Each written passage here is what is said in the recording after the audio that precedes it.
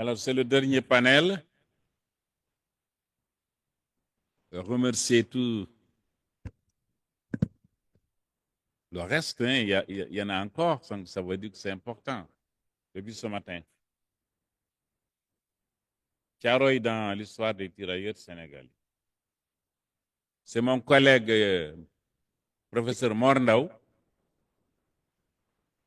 qui devait présider ce panel, mais il s'est excusé. Donc, nous aurons 4 intervenants.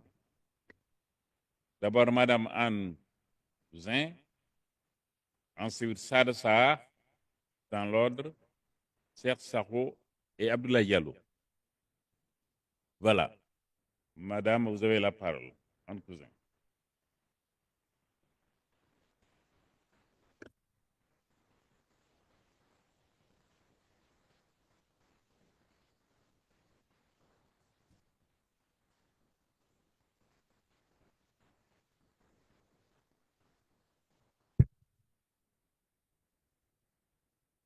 Bonsoir. J'ai choisi d'aborder un thème peut-être un peu différent de tout ce que nous avons entendu depuis ce matin.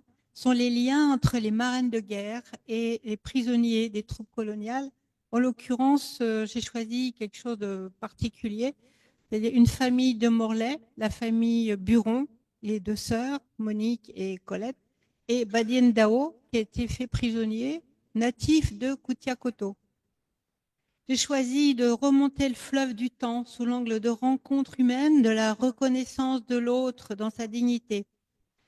Nous sommes invités à enrichir notre intelligence collective pour faire de notre avenir une ouverture au monde et regarder l'emprise coloniale qui fut destructrice. Ce dont je veux parler aujourd'hui concerne les liens humains qui ont existé pendant ces dernières années, pendant ces terribles années entre des prisonniers souvent seuls et des familles. Dans la pire des horreurs, il peut naître de belles choses. Face à la violence, l'amitié peut donner un sens à la vie. Tout d'abord, j'aimerais vous rappeler l'histoire de la création des associations de marines de guerre. Face aux conditions d'existence catastrophiques des soldats pendant la guerre 14-18, il a semblé nécessaire de leur venir en aide matériellement et moralement. En janvier 1915, à Orléans, l'association catholique La Famille du Soldat a été créée. Cette initiative invitait les femmes souvent jeunes à correspondre avec des soldats démunis ou prisonniers. D'autres associations vont contribuer à cette œuvre humanitaire. Ce sont des fils, des époux, des frères qui sont appelés, emmenés de gré ou de force. Ils ont quitté leur famille, leur village pour se battre dans un pays qu'ils ne connaissent pas, pour une cause ignorée d'eux. Les rescapés en reviendront souvent avec des souvenirs douloureux, des amis morts au front, des privations, des humiliations et l'absence de reconnaissance. C'est en 2004 au Sénégal que j'ai découvert l'histoire tragique d'un massacre exécuté par l'armée de mon pays, la France. La publication de mon livre en 2011 m'a permis non seulement de découvrir cette page d'histoire, mais aussi de faire des rencontres, dont celle de Monique Buron-Lerue et de sa sœur Colette, qui ont été marraines de guerre. Nous avons échangé pendant plusieurs années. Elle m'a confié les lettres envoyées par Badien Dao des fronts Stalag où il était fait prisonnier entre 1941 et 1944. Elle est décédée en juin 2019. L'armée française l'appelait Daou et non Dao, c'est-à-dire qu'on transformait facilement les noms des prisonniers. Les lettres vont fournir des indications sur les conditions d'enfermement, les travaux à l'extérieur, le manque de nourriture, le froid. Derrière les grilles des fronts Stalag, il y a l'attente des lettres et des colis. Au sein des familles, on se demande si leur protégé a bien reçu les envois. On s'inquiète lorsque les délais sont anormalement longs. Il y a probablement la peur d'être oublié, délaissé. L'enfermement crée des attentes, peut-être aussi une idéalisation. Chaque mot a son importance.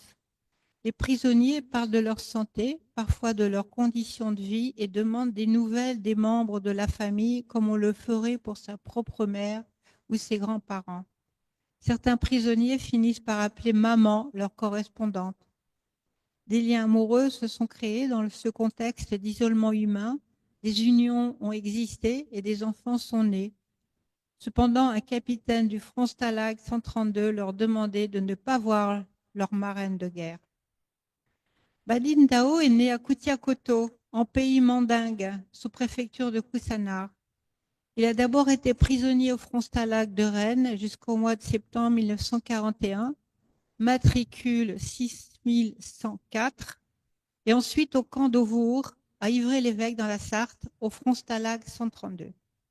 Il reçoit des nouvelles de son village et apprendra que sa mère est décédée au printemps 1941.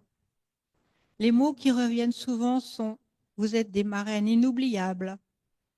Parfois, il s'excuse du retard de la correspondance, ou plutôt c'est le sergent Gabriel Houlet qui est le correspondant fidèle de plusieurs prisonniers, parfois un peu débordé car Badi n'écrit pas en français. Le sergent Houlet se raconte également. Il était chef de corvée dans le camp pour 60 hommes et dans une lettre datée de février 1942, il écrit qu'il est un ancien planteur de café en Côte d'Ivoire et un chrétien bien pratiquant. D'autres écritures apparaissent parfois. Le contenu des colis est détaillé, il y a la liste des vivres et objets reçus, du papier à lettres, du tabac, de la confiture, du chocolat, des gaufrettes, du sucre. Il remercie pour une bouteille de champagne qui lui a fait plaisir. Cependant, en 1942, il demande des tickets de rationnement car il manque de nourriture. Dans une lettre, il y a des gants dessinés avec ses dimensions. Il va solliciter ses marraines pour rechercher d'autres familles pour ses camarades, Bakari Boré et Batim Kalimé. Badin Dao raconte les corvées. Il va travailler longtemps dans le jardin du capitaine, mais il préfère cela plutôt que s'ennuyer au camp. Le 1er août 1942, il raconte qu'il va au dorifort. Ce sont des insectes qui détruisent les patates. Ça fait une promenade dans les champs. Mis à part la faim et le froid, Badi n'évoque jamais d'humiliation ou de mauvais traitement dans le camp d'Auvour, ce qui ne veut pas dire évidemment que cela n'a pas existé. Si nous avons encore un tout petit peu de temps, je pourrais vous lire une petite lettre de Badi, ou alors on passe. Bon, alors je vous la lis. C'est court. Très chère marraine Monique, vous allez croire que votre filleule vous oublie. Mais non, je ne vous oublierai jamais de ma vie. Seulement mon ami, le sergent Houlet Gabriel, n'a pas beaucoup de temps. Il faut qu'il fasse des lettres pour les camarades aussi, qui ne savent pas lire et écrire, n'est-ce pas? Pardonnez-moi d'avoir tardé pour répondre. Ma santé est toujours bonne. J'espère que pour vous, il en est de même. Maintenant, notre camp devient de plus en plus dur pour la nourriture. Voyez-vous, une boule pour 6 maintenant. Si vous avez des tickets de pain qui restent, vous me ferez plaisir de m'envoyer, s'il vous plaît. Mes meilleures salutations pour toute la famille, votre filleule Badi Daou, qui vous embrasse de loin comme de près. Vous donnerez mon meilleur souvenir à votre gentille sœur Colette, daignez agréer chère Monique, expression de mes sentiments très respectueux. Bon souvenir, sergent Houlet. L'histoire ne s'arrête pas là, car le 27 octobre 1944, libéré du front Stalag, Badi arrivait en quart de Morlaix. La première chose qu'il a demandé au chef de gare, « Où habitent mes marraines ?» La famille Buron était bien connue car elle tenait une quincaillerie en centre-ville. C'est dans leur famille qu'il trouvera refuge avec l'un de ses camarades pendant les 10 jours qui précéderont l'embarquement sur le Circassia. Monique m'a raconté. Une fois arrivé à la gare, on ne savait pas qui était notre filleule par tout ce monde qui avait débarqué sur le quai. Ils étaient très nombreux. Quand les tirailleurs sénégalais nous ont vus, ils ont dit « Ah, voilà les marraines ». Forcément, c'était plus facile pour eux de nous repérer que nous de le reconnaître. Tous voulaient nous dire bonjour, nous remercier comme si on avait fait des cadeaux à tout le monde, alors que c'était pour Badi qui était assez timide. Il n'osait pas approcher. Ils lui ont dit « Alors Badi, tu viens dire bonjour à tes marraines ?»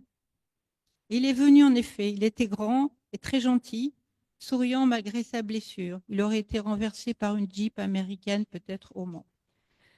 On a été très touchés de le voir, c'est vrai, on s'est embrassés. J'ai l'impression qu'on était les seules marraines de guerre à être là.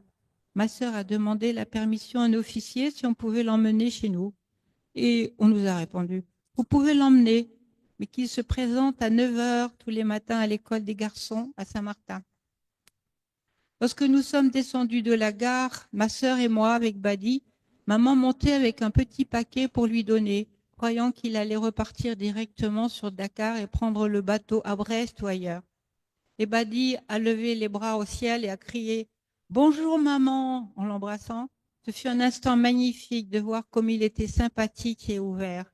Des personnes qui nous croisaient disaient, en plaisantant, « Je ne connaissais pas ce fils à Madame Buron ». C'était très agréable de voir l'enthousiasme de Badi. Dans notre maison, il dormait dans un grand lit alors que ses camarades dormaient sur la paille. C'était une grande joie pour lui. Nous n'avons pas seulement hébergé Badi, car l'après-midi, il faisait ce qu'il voulait. Il allait retrouver ses camarades en ville de Morlaix, et puis un jour, il est revenu avec un ami d'enfance. Il nous l'a présenté, et Badi nous a dit « Vous êtes si gentil, moi j'ai un grand lit, ça vous dérangerait qu'il dorme avec moi ?» Alors mes parents ont répondu « Non, il peut venir à la maison. » Il venait manger et rester avec Badi à la maison. Ils s'étaient rencontrés par hasard dans la rue en se promenant. Je crois que j'étais avec lui. Ils se sont embrassés en tournant de joie. Ils se sont pris dans les bras, heureux de se retrouver. Ça faisait peut-être très longtemps qu'ils ne s'étaient pas vus. Il s'appelait Alassane. Il était gradé et avait une décoration. Nous avions demandé à Badi ce qu'il faisait à Koutiakoto. Il nous a raconté qu'il chassait les lionceaux que son père revendait. Il avait dû rester en haut d'un arbre assez longtemps car la lionne veillait sur ses petits. Ce que nous avons fait bien longtemps après, à l'occasion du festival Tiaroy 44 en 2015, je me suis rendue à Koutiakoto avec le vidéaste Mbaiso pour rencontrer la famille Dao, dont le frère de Badi, Sarah, alors âgé de 70 ans. Sa mémoire est bien vivante là-bas. Il est donc rentré chez lui et raconté l'horreur de la guerre, la faim, le froid, mais n'a jamais perçu de pension. Il a fondé une famille, mais sa femme est morte en couche. Il est parti vers les mines d'or de Côte d'Ivoire avec ses camarades contre l'avis de sa mère. Il est mort là-bas en 1965. Un habitant de Koutiakoto a repris son nom en hommage. Pour conclure, je voudrais vous dire qu'à Morlaix, entre le 1er novembre et le 5 novembre de cette année, nous avons commémoré les tirailleurs sénégalais avec nos amis du comité Tiaroy 44, dont certains sont là, et 3 élus de la commune de Tiaroy-Gare. Une première petite page contre le colonialisme s'est écrite. Nous avons créé ensemble un dicton. Morlaix, là où tout a commencé. Tiaroy, là où rien n'est terminé. Ces 4 jours en présence de Martin Moore et de Gilles Manceron de la Ligue des droits de l'homme ont été une réussite totale avec des débats, le film Tiaroy 44 de François-Xavier Destor et Marie-Thomas Pénette, avec l'accueil dans des familles pour des échanges interculturels inoubliables. Même au plus violent d'une guerre, le cœur de l'humanité ne cesse de battre, nous offrant là les véritables ferments de la paix. Et je voudrais encore faire un petit mot de remerciement pour le groupe d'organisation, parce que c'est une vraie grande joie pour moi d'être ici. Martin aussi, qui a fait beaucoup de choses et qui, comme lui et d'autres, comme d'autres personnes, pourraient être des Morlaisiens d'adoption, parce que nous aimons beaucoup travailler avec vous tous, Monsieur Manceron, voilà. Et aussi, je voudrais vous présenter quelqu'un là qui est dans la salle. C'est Marcel Christophe Colomb Maléane, que je connais donc depuis 2011, qui a peint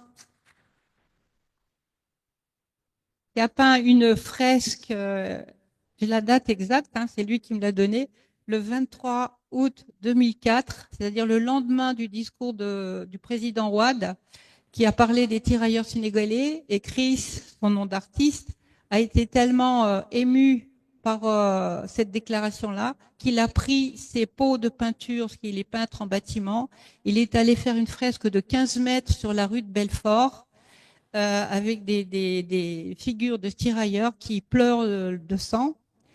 Et malheureusement, elle a été effacée, pas par lui, évidemment. Mais vous savez, comme on dit, lorsque le le loup sort par la porte, il peut rentrer par la fenêtre. Parce qu'en fait, Chris, avec un certain nombre de personnes, dont les réalisateurs du film Terreuil 44, Aïcha, qui est là, qui est une artiste, ont repris les pinceaux et on repeint une fresque légèrement différente, mais là sur on peut toujours voir de la rue de Belfort. Oui, oui, j'ai terminé. Donc vous pouvez aller rue de Belfort et voilà.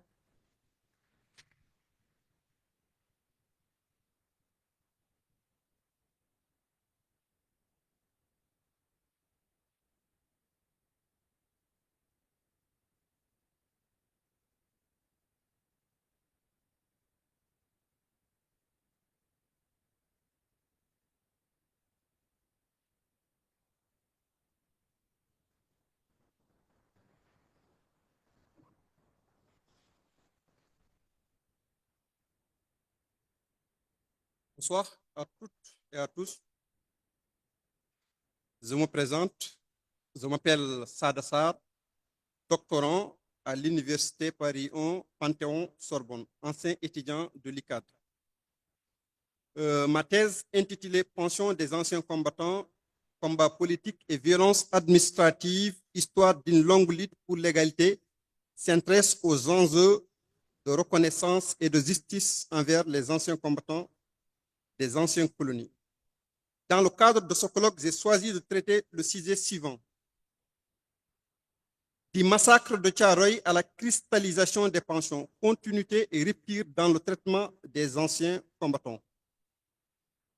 Durant la Première Guerre mondiale, environ 200 000 Africains, selon Marc Michel, sont mobilisés pour défendre la France, avec près de 30 000 morts dans les tranchées. Ces soldats espéraient que leur sacrifice serait reconnu par des droits sociaux, économiques et politiques. Pourtant, leurs attentes furent déçues, promesses non tenues, discrimination et statut inférieur à celui des soldats métropolitains. Dès les années 20, des voix comme celle de Lamine Senghor dénoncèrent le mépris envers les soldats africains. Ils soulignaient l'hypocrisie d'une république qui les utilisait en temps de guerre tout en les marginalisant ensuite. Dans un discours célèbre à Bruxelles, il dénonçait cette marginalisation en ces termes. Nous savons et nous constatons, lorsqu'on a besoin de nous pour nous faire tuer, nous sommes Français. Mais lorsqu'il s'agit de nous donner nos droits, nous ne sommes plus des Français, nous sommes des nègres. De son côté, Blaise Diagne avait promis la citoyenneté aux anciens combattants, mais il n'en fit rien. Malgré cela, ils participèrent encore à la Seconde Guerre mondiale où beaucoup furent massacrés par les Allemands.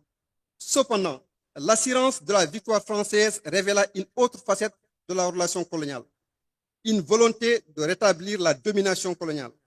Les politiques de blanchiment des troupes pour limiter la visibilité des soldats noirs dans l'armée française symbolisent ce retour à un ordre raciste. C'est dans ce contexte qu'intervient le massacre de Thiaroye en 1944, un événement tragique où des tirailleurs africains réclamant leurs droits furent massacrés dans le sang. Plus tard, en 1960, la cristallisation des pensions vient institutionnaliser cette marginalisation économique. Ces événements posent une question centrale. Comment le massacre de Thiaroye en 1944 et la cristallisation des pensions en 1960 reflète-t-il une continuité des discriminations à l'égard des anciens combattants? Pour répondre à cette question, nous examinerons dans un premier temps le massacre de Thiaroye comme exemple de violence physique et mépris colonial, et dans un second temps, la cristallisation des pensions, manifestation d'une violence économique et institutionnelle durable. Le massacre de Thiaroye survenu le 1er décembre 1944 est l'un des épisodes les plus sombres de l'histoire coloniale française, où se mêlent violence délibérée, stratégie d'occultation et mépris pour la dignité des soldats africains. Si les causes du massacre sont bien connues, pourtant des zones d'ombre persistent. Le nombre exact de victimes demeure incertain, les chiffres officiels étant souvent minimisés. La question des responsabilités, tant militaires qu'administratives, reste également enveloppée de mystères en raison du classement des archives sous le sceau du secret défense. Cette stratégie d'opacité et reflète une volonté manifeste d'étouffer la vérité, on soit rarement observé avec une telle rigueur dans l'histoire des massacres coloniaux. Pour comprendre le traitement discriminatoire et raciste dont ont subi les anciens combattants, il faut comprendre, à mon sens, le système bureaucratique pendant l'époque coloniale et l'époque post-coloniale. Selon la définition qu'en donne Max Weber, la bureaucratie applique des règles impersonnelles et rigides, souvent au mépris des considérations humaines. À Thiaroye, cette logique a conduit à la répression violente des tirailleurs et à l'occultation systématique des faits.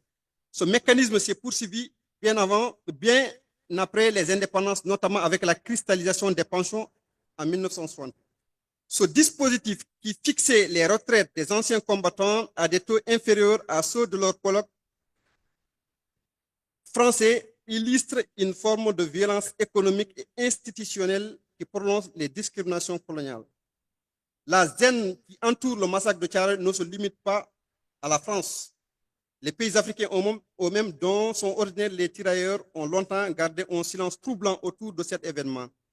Même le président Léopold Sédar Senghor a dit faire profil bas pour ne pas gêner la France. Son poème Hostie noire témoigne néanmoins la gravité de cet épisode et l'indignation qu'il suscitait. Ce qui frappe dans l'affaire de Thiaroye, c'est la persistance des mêmes mécanismes de discrimination et de xénophobie qui animaient d'autres épisodes tragiques de la Seconde Guerre mondiale. Alors que des milliers de soldats furent massacrés par des nazis en raison de leur couleur de peau, une logique similaire du mépris racial se trouve dans des actes des autorités françaises à Thiaroye. Ces événements soulignent une contradiction profonde dans les principes républicains que la France prétendait défendre: liberté, égalité et fraternité. La réalité coloniale s'inscrivait plutôt dans une dynamique de domination et d'exploitation systématique. Ce dossier, maintenu dans l'ombre pendant des années, illustre l'ampleur des violences systémiques exercées par le système colonial. En refusant de libérer les archives et de permettre un débat ouvert, la France perpétue l'injustice et empêche les descendants des tirailleurs de faire le deuil de ces blessures mémorielles. Pourtant, à l'heure où les questions de justice historique et de réparation occupent une place croissante dans des débats publics, la vérité sur Thiaroye doit éclater. Il est essentiel pour construire une mémoire collective, honnête, où la dignité des anciens combattants serait enfin reconnue et honorée. Le traitement inégal et illégal des tirailleurs va donc se poursuivre dans le temps, notamment avec la décision de cristallisation des pensions en 1960. Qu'est-ce que cela veut dire concrètement? En effet, le 26 décembre 1959, un décret du gouvernement français portant sur la loi des finances tombe comme un coup de poignard dans le dos des anciens combattants. En quelques phrases, la vie des tirailleurs change radicalement. Je cite le décret en question. À compter du 1er janvier 1961, les pensions, rentes et allocations viagères imputées au budget de l'État ou d'établissements publics dont sont titulaires les nationaux des pays ou territoires ayant appartenu à l'Union française ou à la communauté ou ayant été placés sous le protectorat ou sous la tutelle de la France seront remplacés pendant la durée normale de leurs jouissances personnelles par des indemnités annuelles en francs, calculées sur la base des tarifs en vigueur pour les dites pensions et allocations à la date de leur transformation. Ce fragment de texte signifie en termes simples que les anciens combattants africains qui avaient lutté pour la France allaient désormais toucher une pension inférieure à celle qu'ils recevaient jusque-là. Plus grave encore, cette pension se représenterait sous forme d'indemnité fixée à la tête du client. La forclusion est également introduite dans cette loi. Elle consiste à ne plus admettre de nouveaux ayants droit, y compris parmi ceux qui remplissaient antérieurement les conditions requises et ne plus réviser les droits des intéressés, même si, par exemple, dans le cas des titulaires des pensions d'invalidité, leur santé s'était altérée du fait des blessures subies. Cette loi de cristallisation suppose donc qu'à la mort de l'ancien combattant, ses enfants, sa famille sont privés de la pension et réduits par conséquent à la nécessité. En réalité, ce décret laisse entendre que les pensions des anciens combattants ne seront plus jamais les mêmes que celles qu'ils recevaient lorsqu'ils étaient encore considérés comme citoyens français.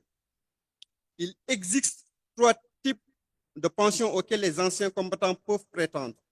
La retraite du combattant, on peut y prétendre lorsqu'on a servi pendant 90 jours dans une unité dite combattante et qu'on peut justifier au moins 9 opérations militaires. Et la pension civile et militaire et la pension militaire d'invalidité. Ces 3 pensions auxquelles les anciens combattants peuvent légitimement bénéficier seront soumises aux mesures de cristallisation à la suite de l'indépendance des colonies, même si l'application de la cristallisation diffère d'un État à un autre. Est-ce que vous pouvez juste montrer la carte, s'il vous plaît?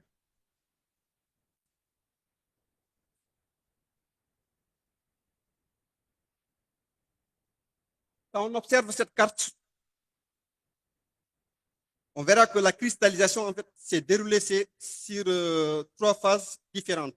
Ce qui crée donc une inégalité non seulement entre tirailleurs sénégalais et leurs homologues français, mais en même temps entre tirailleurs sénégalais eux-mêmes.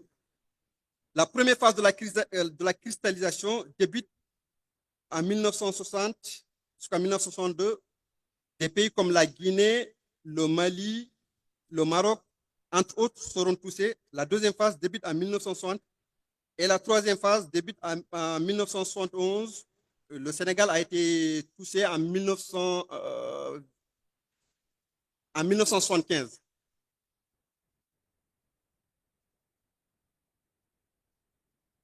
Le zèle des pensions et des retraites des anciens combattants est intervenu à des dates différentes suivant les pays. Les anciens combattants ont eu toutes les difficultés à comprendre le labyrinthe dans lequel ils avaient été prolongés. Parmi eux, beaucoup n'ont jamais eu une moindre pension, beaucoup n'ont jamais vu leur invalidité de guerre reconnue. À cela, il faut ajouter qu'une majorité des soldats a été tuée pendant la guerre sans que leur famille puisse bénéficier d'une quelconque indemnité de l'État français. Entre torture psychologique, violence administrative, la bataille pour la décristallisation des pensions a épuisé les anciens combattants et les ayants cause. Devant une administration qui joue avec le temps, il est difficile d'obtenir gain de cause. Aujourd'hui encore, la situation des anciens combattants n'a guère changé et les lourdeurs administratives ne sont plus tolérables. En Guinée, malgré la bonne volonté des autorités, plusieurs dossiers décristallisés sont en souffrance ou perdus dans les mains de l'administration. Est-ce qu'on peut juste voir les images des anciens combattants guinéens? Les images que vous voyez ici, c'est des anciens combattants avec lesquels j'ai fait des entretiens en Guinée. On peut juste remonter un peu plus haut, s'il vous plaît. En tout cas, c'est leur citation qui est là. Lui, c'est juste un exemple. Tous les anciens combattants guinéens vivent de la même chose. Leurs pensions sont cristallisées et la France joue avec le temps parce que c'est des gens qui sont âgés et plus le traitement de leur dossier dure, plus la France ne les paye pas. Donc, c'est quelque chose qui est quand même très déplorable. Pour conclure, la cristallisation a non seulement renforcé le sentiment d'injustice, mais elle a également rappelé les revendications non satisfaites des anciens combattants, telles que celles qui avaient conduit au massacre de Thiaroye. Les deux événements s'inscrivent dans une continuité de discrimination où les anciens combattants africains ont été privés de leurs droits, non seulement en tant que soldats, mais aussi en tant qu'individus post-coloniaux. Bien qu'espacés de quelques années, ces deux événements sont liés par une même quête, celle de la dignité et de la reconnaissance des droits des anciens combattants. Si Thiaroye a symbolisé la violence physique du système colonial, la cristallisation des pensions témoigne de la violence économique et administrative. L'administration coloniale ainsi que les gouvernements français successifs ont manifesté une négligence à travers des pensions des anciens combattants. Ils ont compté sur la complexité des textes administratifs et sur la méconnaissance de ces questions chez les anciens combattants. Cependant, il convient de ne pas négliger la responsabilité de certains dirigeants africains qui ont tardivement et timidement soutenu ces anciens combattants, voire en coulisses, ont encouragé la discrimination lors des premières années de la cristallisation et n'ont montré que peu d'intérêt sur le dossier de Thiaroye. Le massacre de Thiaroye et la cristallisation des pensions incarnent des injustices historiques souvent occultées par le silence en France et en Afrique. Ces événements doivent être reconnus comme des symboles majeurs pour honorer les sacrifices des tirailleurs africains et dénoncer les discriminations qu'ils ont subies. En faire un tremplin mémoriel permettrait de réhabiliter les victimes, de favoriser une réconciliation historique et de transmettre des leçons essentielles pour la justice et la dignité post-coloniale. Je vous remercie pour votre attention.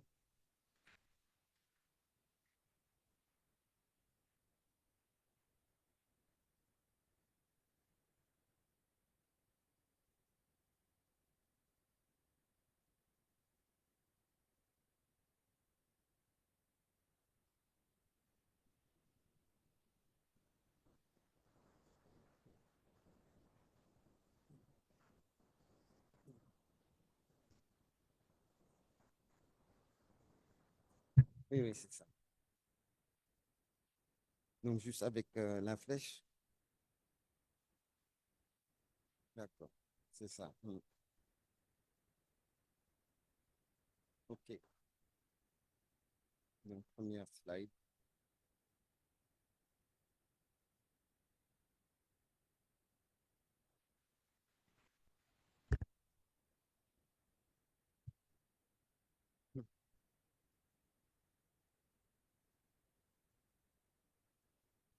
Bonsoir à toutes, bonsoir à tous.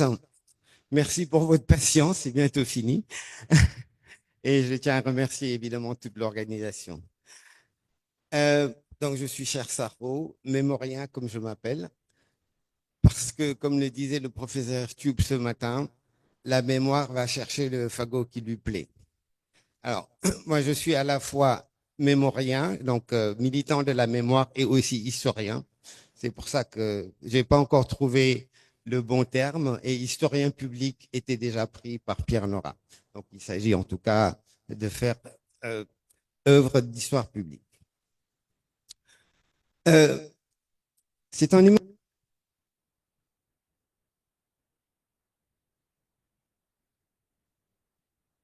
Ok, pardon. Ouais, c'est un immense plaisir et un honneur que d'être parmi vous aujourd'hui. Et ce ne sont pas que des mots formels.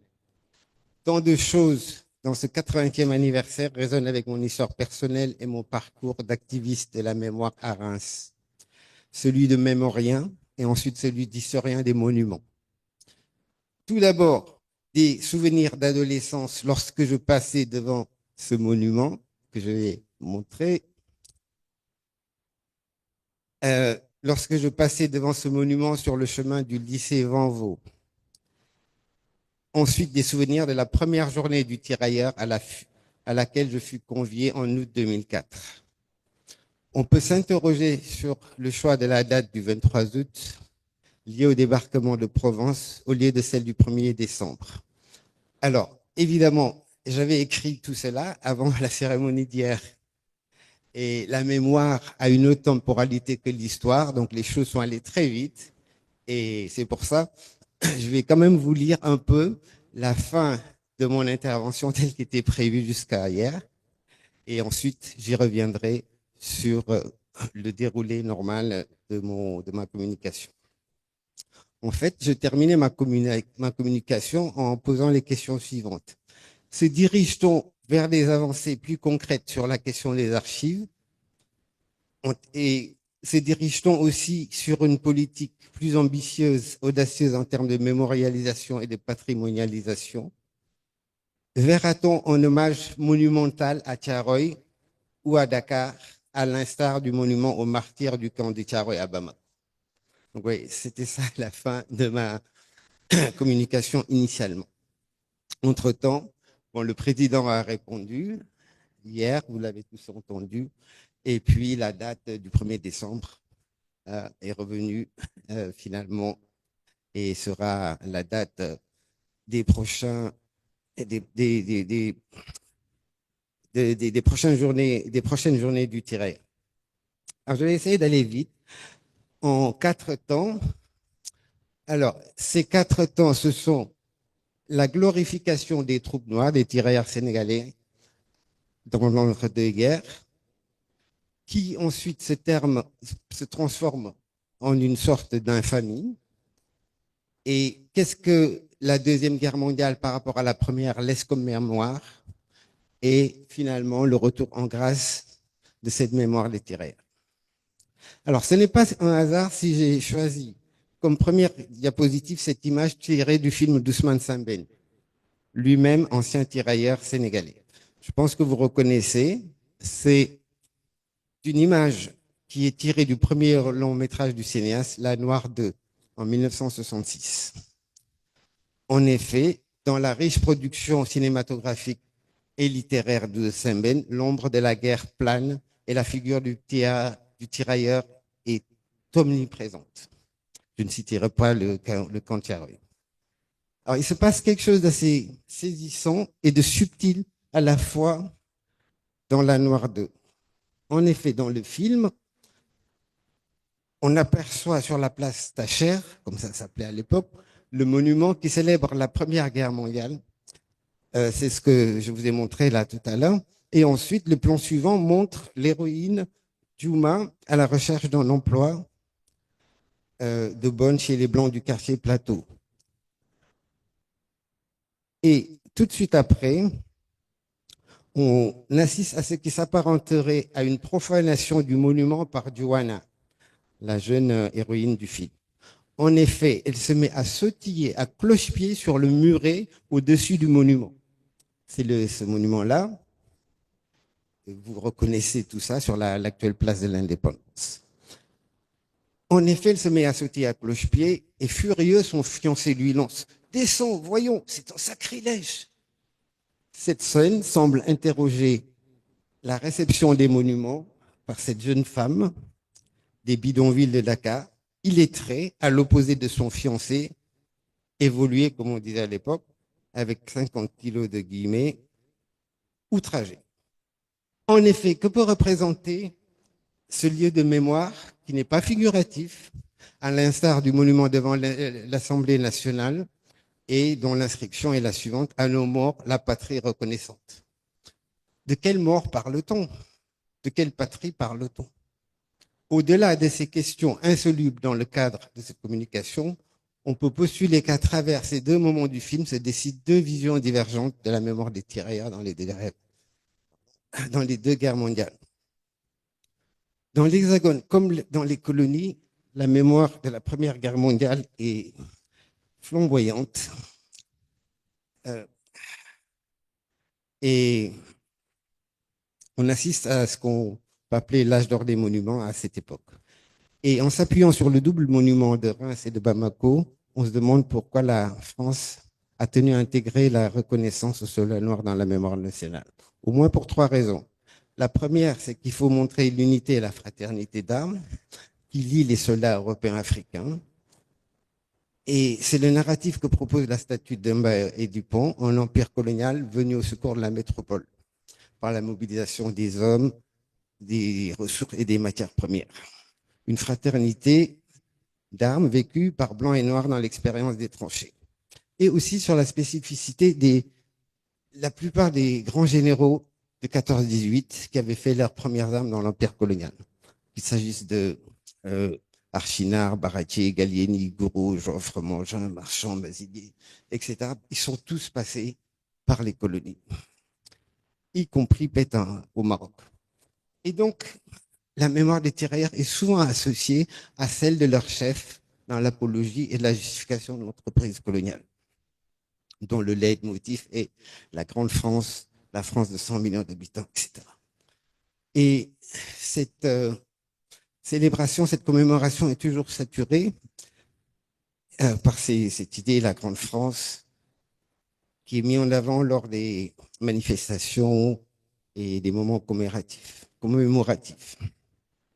Et ils sont aussi poussés par des gens comme Blaise Diagne, qui écrit en 1918 « Ce qui tombe sous la mitraille ne tombe ni en blanc et en noir, ni en noir, il tombe en français, et pour le même drapeau. » Et même Archinard, qui n'est pas à entendre, en 1922, lors de la pose de la première pierre du monument de Reims, il évoque ses frères noirs qui étaient du côté du droit et de la civilisation contre la barbarie la plus sauvage. Et en 1919, il y a la souscription nationale pour ériger le monument aux héros de l'armée noire de Reims que vous voyez ici. C'est le 13 juillet 1924, il y a 15 000 personnes. On n'imagine plus avoir 15 000 personnes devant ce type de cérémonie. Et pourquoi Reims à cette époque? Parce que la France sortie meurtrie de la guerre, et le cas de Reims étant emblématique, c'est une ville détruite à 90%. C'est le symbole même de la ville martyre, donc avec sa cathédrale en cendres. Et le sacrifice et l'héroïsation des soldats noirs viennent opportunément contrebalancer ce récit. Le deuxième facteur est l'héroïsme des tirailleurs. Et ça, c'est le monument de Bamako, c'est le double de Bamako. Il s'agit du même sculpteur qui s'appelle Paul Moreau-Vautier. Et on a fait appel aux plus grands artistes de l'époque, hein, des plus grands, dont je vais vous parler dans un instant.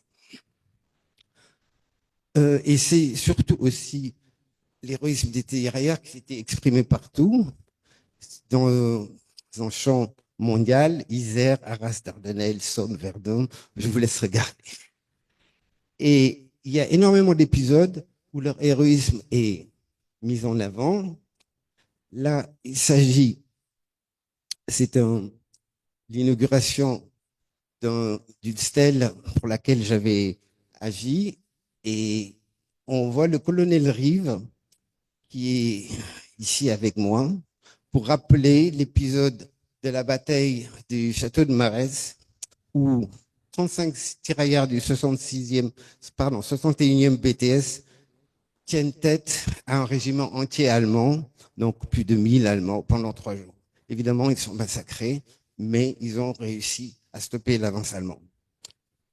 Alors, de tels exemples viennent confirmer la notion d'égalité des soldats, et c'est ainsi qu'on assiste à d'autres gestes mémoriels.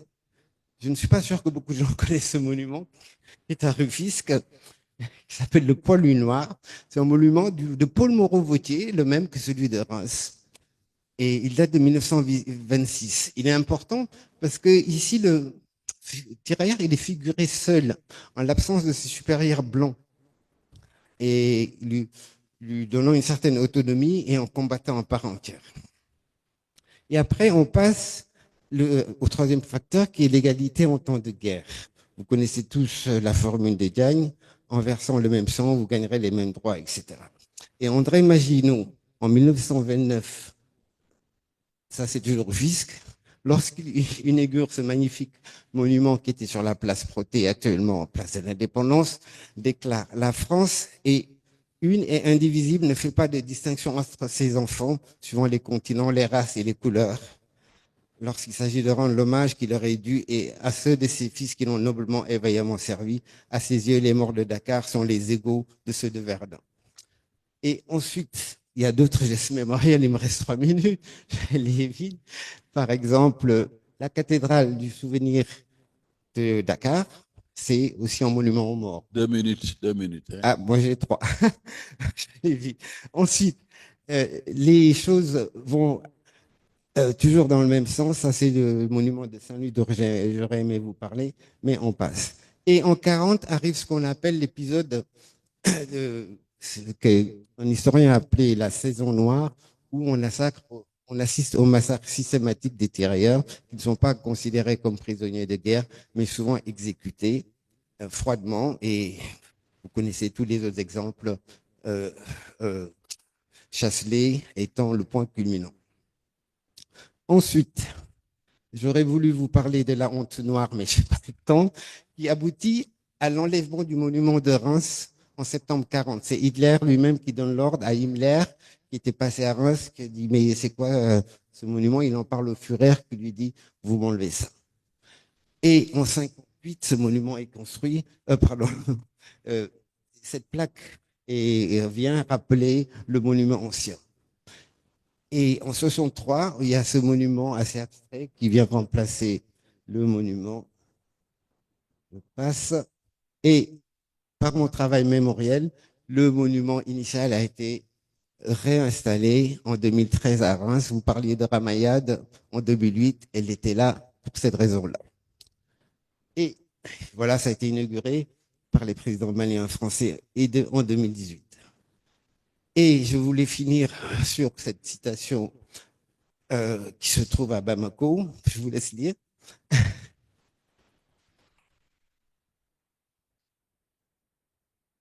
Et voilà, le seul monument qui existe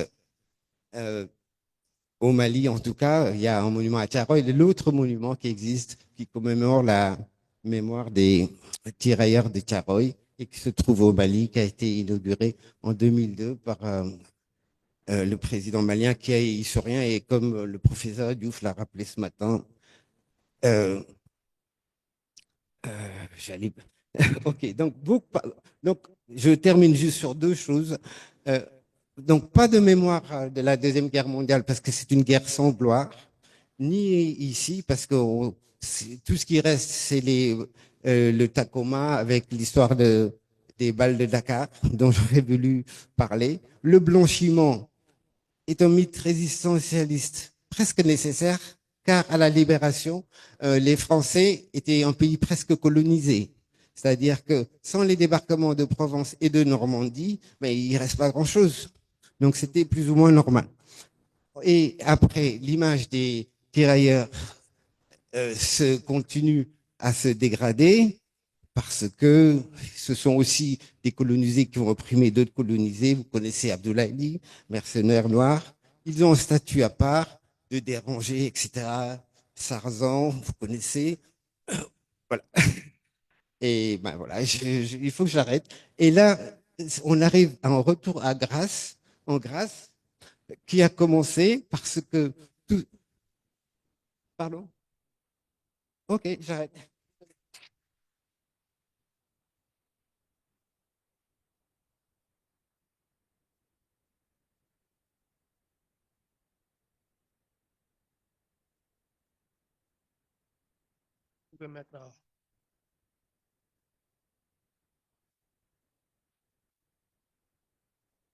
Bonsoir, je remercie ceux qui m'ont retenu jusqu'à cette heure-là et ceux qui sont là depuis ce matin jusqu'à cette heure-là pour écouter les communications scientifiques. Parce que moi, je devais quitter Dakar vers 18h30 pour aller à Sali, parce que c'est là-bas que je dois passer la nuit et revenir demain matin. Mais il y a des personnes de volonté qui m'ont dit qu'ils ont quitté Alger de Dakar pour écouter ma communication. Je les remercie. Ensuite aussi, je remercie un professeur, un ami de longue date, M. Khalidou Diallo, que j'ai revu en bonne santé. Je lui souhaite une longue vie. En fait, cette communication, après les historiens et les archivistes, les documentalistes, les mémoriens, maintenant place à Thiaroye sous l'angle des droits de l'homme. Thiaroye, le massacre du camp Thiaroye 44 peut-il être considéré comme un crime contre l'humanité?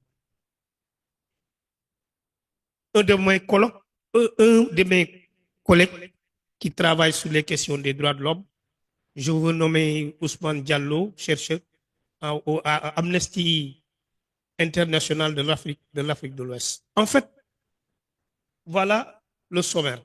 Contexte historique du massacre des tirailleurs sénégalais, la problématique de l'exploitation des archives militaires françaises. Ce massacre peut-il considérer comme un crime contre l'humanité? La nécessité de justice et de réparation aux victimes, un acte de souveraineté mémorielle, conclusion.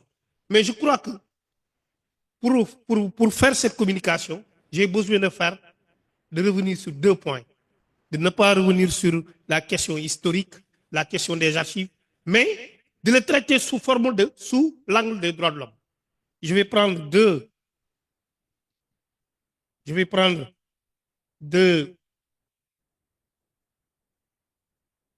éléments, c'est-à-dire deux éléments.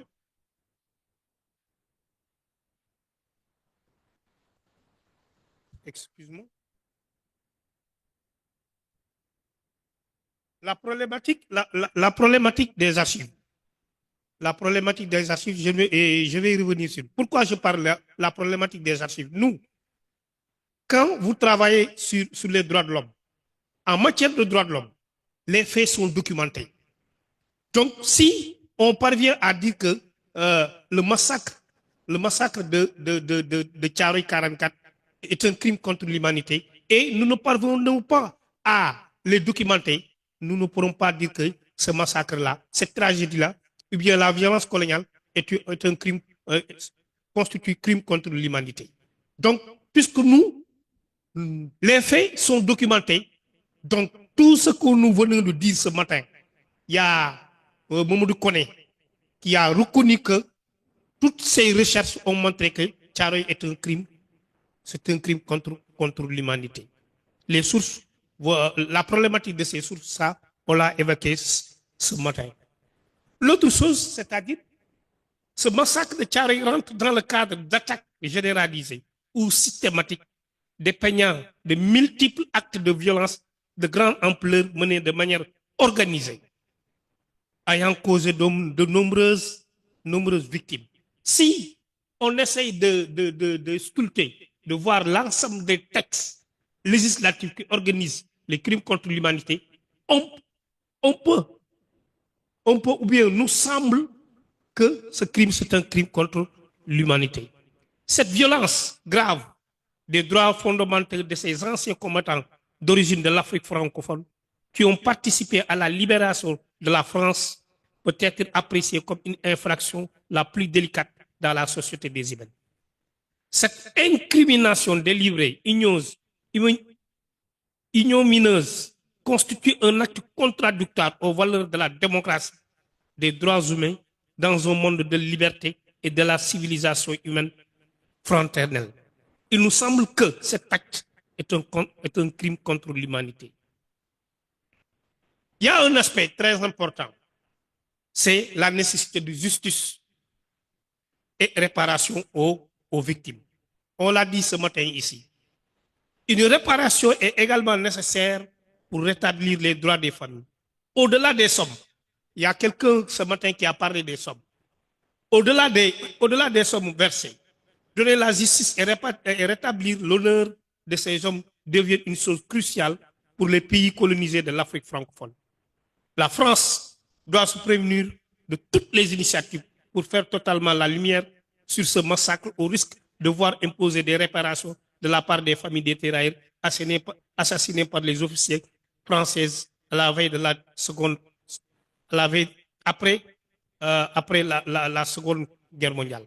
Il existe certes des familles des tirailleurs sénégalais qui ont porté cette affaire devant la Cour européenne des droits de l'homme.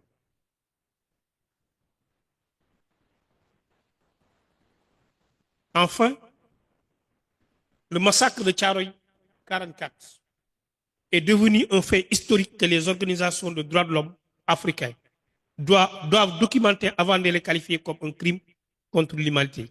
C'est comme toutes les théories d'une communauté condamnée par le traité de Rome, fondant la Cour pénale internationale et les systèmes des Nations Unies.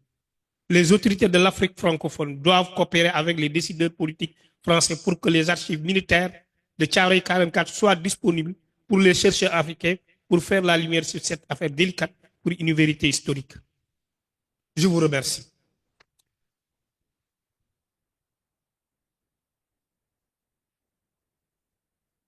Alors, merci beaucoup. Vous éteignez là-bas, s'il vous plaît.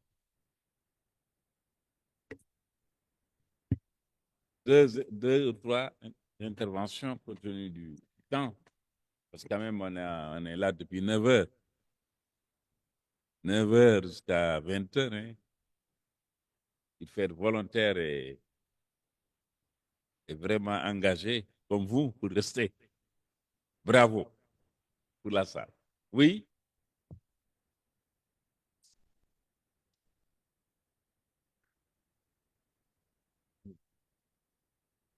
Bon, je vais dire bonsoir.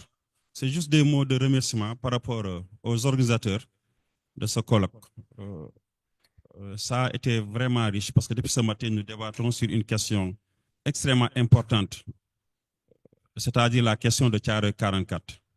Et ma question de ce matin, c'est faut-il parler de crime ou bien de mutinerie, comme on les enseigne souvent dans les programmes, ou bien, si vous voulez, de massacre. Donc, moi, ma question, c'est d'abord de donner un mot par rapport à ce qui s'est passé en 1944 ici au camp Thiaroye. Je terminerai aussi par des remerciements par rapport à mon professeur. Certainement, vous ne me reconnaissez pas. Je fus votre étudiant en 2003. Vous m'avez au cours syndicalisme. En même temps, vous étiez mon professeur de TD. Donc, c'est un grand plaisir de vous retrouver aujourd'hui. Et je prie le bon Dieu qui vous redonne force et vous guide dans ce bon chemin. Je vous remercie. Et je vous dis merci aussi à toute cette assistance-là. Merci.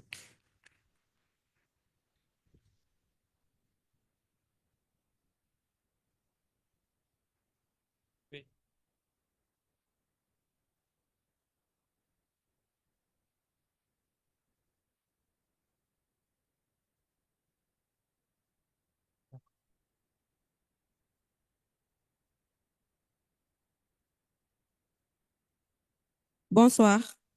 Je voulais savoir, est-ce que la France ne savait pas qu'elle n'avait le budget nécessaire pour donner ce qui va de droit à ses tirailleurs? De ce fait, selon moi, elle s'est débarrassée va de droit à ses tirailleurs. De ce fait, pour s'en débarrasser de cette revendication, elle a eu l'idée de massacrer les tirailleurs, sachant qu'elle sortait d'une guerre et qu'elle était dans une phase de reconstruction économique. Et aussi, durant les siècles passés, est-ce que la France, elle a eu l'idée de donner des subventions à certaines familles ou bien aux anciens, aux petits-fils des tirailleurs concernés pour au moins les dédommager de ce massacre?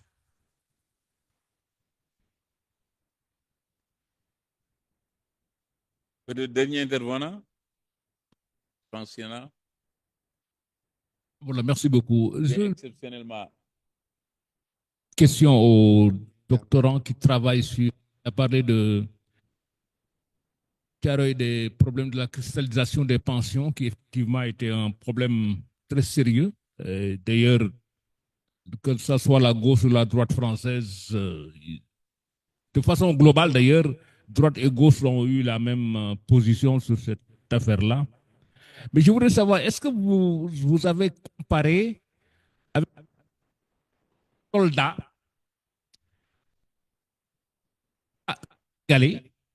des traitements de la France?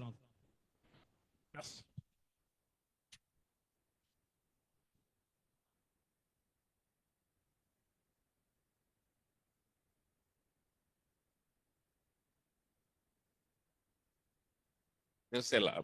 Bonsoir tout le monde, je vous remercie tous les panélistes. Là, comme ça, on perd pas du temps. En tant que membre de l'organisation, je ne dois que vous servir de l'eau, mais je suis tellement intéressé par les interventions. Ma question, je la pose à M. Saho. Alors, merci beaucoup. J'aimerais savoir, dans votre présentation, les monuments que vous avez projetés, on a vu un certain parallélisme.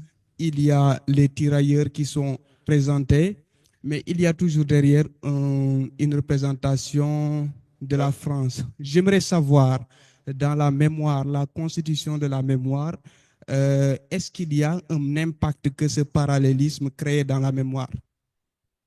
Le parallélisme, je ne sais pas si vous comprenez la question. Je dis, dans la représentation des monuments, je vois qu'il y a à la fois les tirailleurs, il y a exactement également la présence du colon également. C'est pourquoi j'aimerais savoir si ce parallélisme a un impact dans la constitution de la mémoire. Merci beaucoup.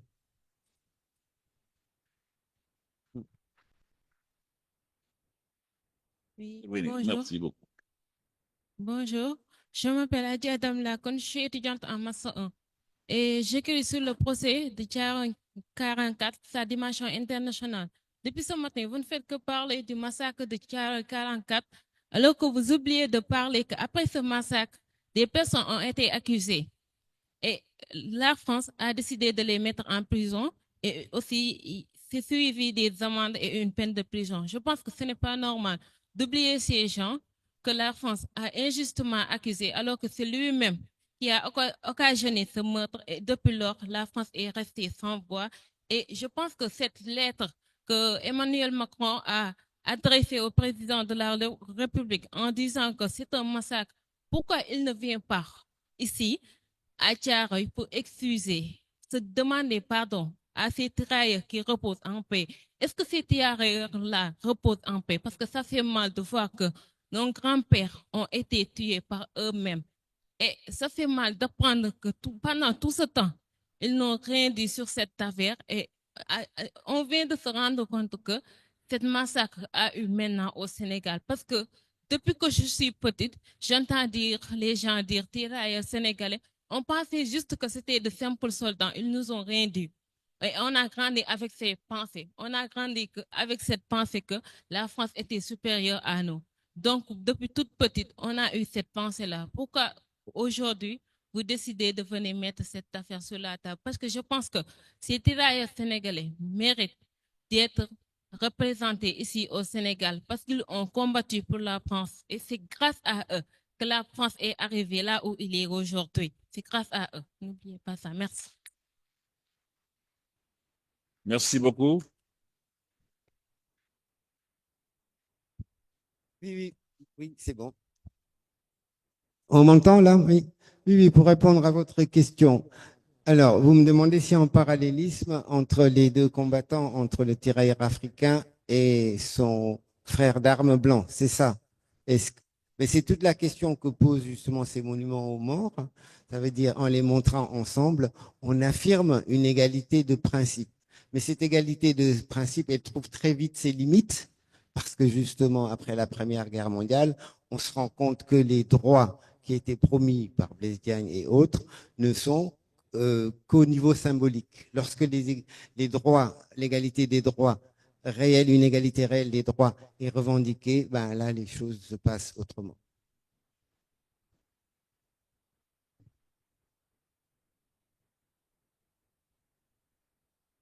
Il y a plus. Allez-y.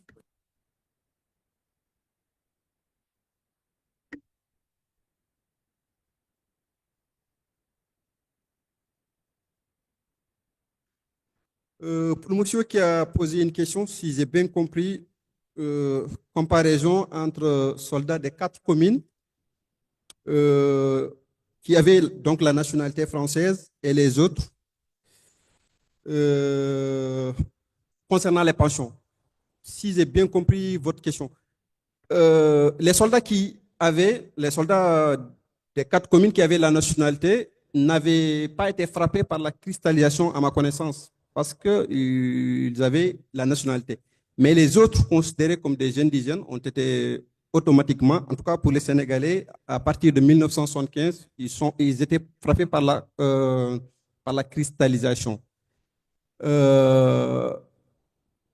Mais la pension, l'attribution de la pension n'était pas fondée sur la question de la nationalité. C'est pourquoi la France a été plusieurs fois, en tout cas même la cour d'appel, la France a plusieurs fois dit que les pensions n'étaient pas conditionnées par la nationalité. Donc, c'est pourquoi certains anciens combattants ont eu gain de cause.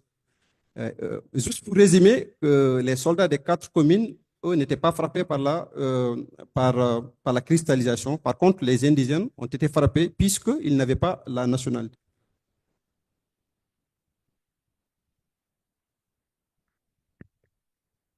Voilà, nous sommes... Je crois que il y a mademoiselle avait posé une question sur les questions pourquoi la France n'a pas donné de l'argent aux tirailleurs. Cela constitue la problématique du massacre. Je crois que dans ce contexte-là, au sortir un peu de la guerre, la France avait des difficultés.